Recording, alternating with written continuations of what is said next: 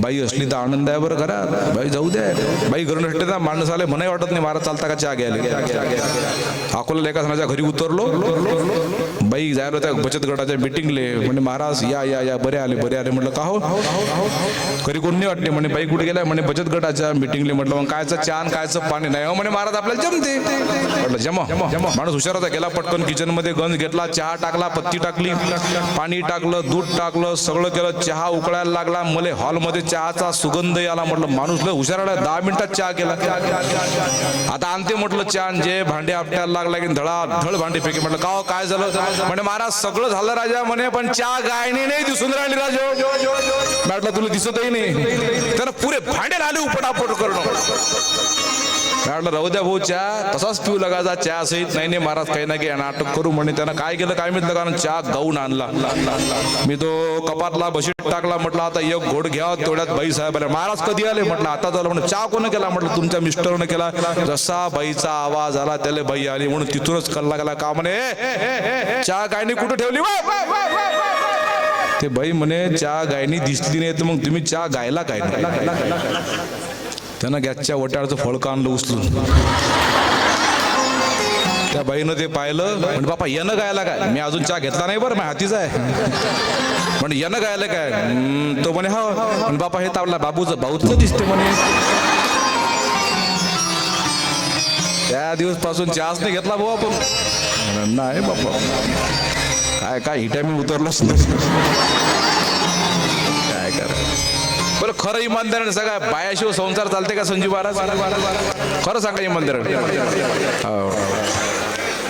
ते संजीव महाराज हे इकडचे टोपीवाले, तुमच्याशिवाय संसारच नाही आहे. आणि म्हणून आदिशक्ती शंकरजी पार्वती शिवाय सुखी होऊ शकत नाहीत महाराज. पार्वती पाहिजे. आता काय करता, देशाची अवस्था कठीण आहे. काही शंकराला पार्वत्या भेटणं मुश्किल आहे. आता काय करा, वाट पाहून राहिले बिचारे. काय होईल. माझ्याकडे येतात महाराज होईल की नाही. म्हटलं वय किती झालं. म्हणे 35. दुसरा आला म्हणे महाराज होईल की वय किती झालं. म्हणे 36. चौथा आला म्हणे महाराज वय किती झालं. म्हणे बापा 39. म्हटलं आता कठीण आहे. बरं वय झालं केसही चाललेलं कायचे. सारी खेती उजाळ होऊन राहिली. काय कसं करा. टकले नवरे कोण करा. आता कोणती पोरगी तयार आहे टकले नवरे करायला. मोठं कठीण काम आहे. आता येणारा काळ मोठा कठीण आहे. त्यापेक्षा एक काम करा पोरं हो, काही जास्त लोड घ्यायचं काम नाही. मुझे तेरा नशा है निरंजन. काही उपाय नाही आता आपल्याला अलग निरंजन केल्याशिवाय. दुसरा काय करताना गावात एवढे मोठे पोरात लग्नाला 40-50. पिंपळगावात संभार नावाचं गाव, त्या गावात गेलो तर कमीत कमी 50-60 पोरं होते लग्नाची. सोलापूरला जागतिक नवरदेव मोर्चाच काढला पोट्टेनं. बिलकुल घोड्यावर बसून मुकुट गिकुट सजून तहसीलवर धडक मोर्चा. जागतिक नवरदेव मोर्चा. आम्हाला पुरी द्या. कुठून द्या तहसीलदारांना पुरी. हा काय गुगलवरून डाउनलोड करून द्या काय. माझ्याकडे येतात लोक म्हणे महाराज एखादी पोरगी पहा. म्हटलं एकच उपाय आहे. खामगावले जा, एखाद्या कापड दुकाना पुढे एखादी उभी असली घेऊन या. ते प्लास्टिकवाली. काय इलाजच नाही. थोडं कठीण काम आहे. कसं होईन आपल्या देशाचं. काय होईन काही समजत नाही. पुढे येणारा काळ कठीण आहे. संतांनी लिहिलं महाराज. काळ बिकट पातला उठा रे गळ्या. काळ बिकट पातला हो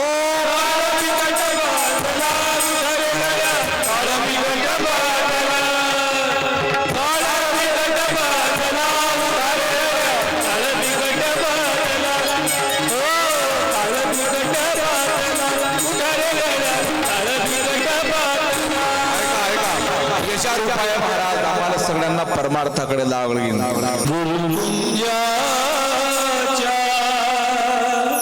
समाधी मधुनी गुरुकुंजाच्या समाधी मधुनी झाली हो गर्जना. गळे विसरून का विसरून का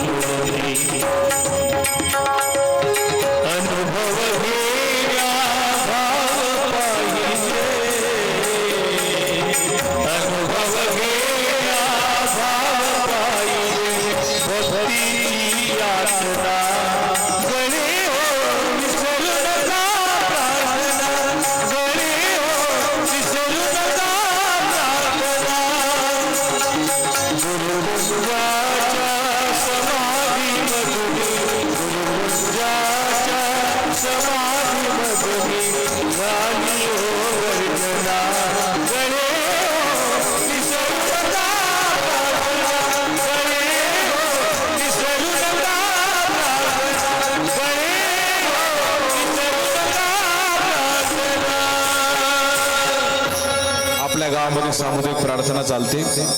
संपूर्ण गावातील बंधू भगिनींना माझी विनंती आहे की आपल्या लहान लहान लेकरांना प्रार्थनेत पाठवत जा.